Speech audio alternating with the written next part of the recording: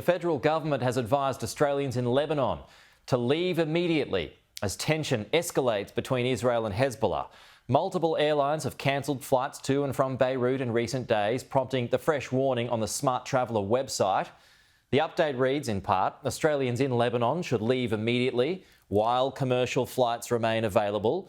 The security situation could deteriorate rapidly throughout Lebanon with little or no notice. Some airlines have postponed or cancelled some flights. Further flight cancellations and disruptions could occur with little or no notice. The government has advised Australians against travel to the area since October 19.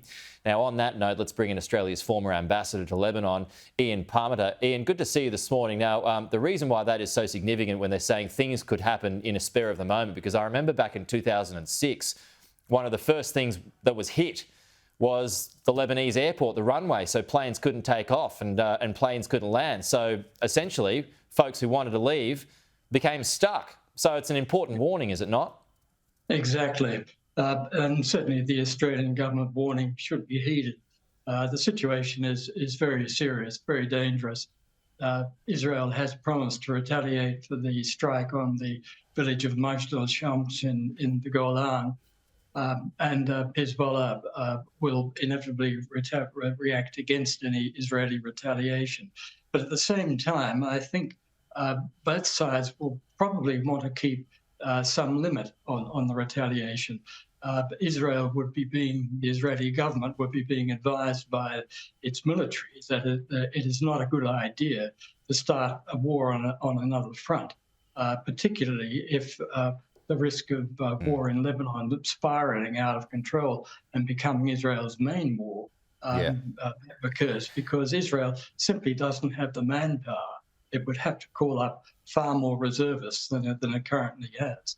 So it's a situation where I think they will hit infrastructure, but I don't think we'll see a major Israeli ground invasion of Lebanon. Okay. So given your experience and your knowledge of the area, you don't think there will be a war like there was in 2006? I don't think so. I think both sides learned from that war. It was quite a shock to Israel because they really didn't think when they went in 2006 that Hezbollah would be able to blunt the Israeli attack in the way they did. And what I've just been reading in the last couple of days is that Hezbollah itself has been digging its own tunnels.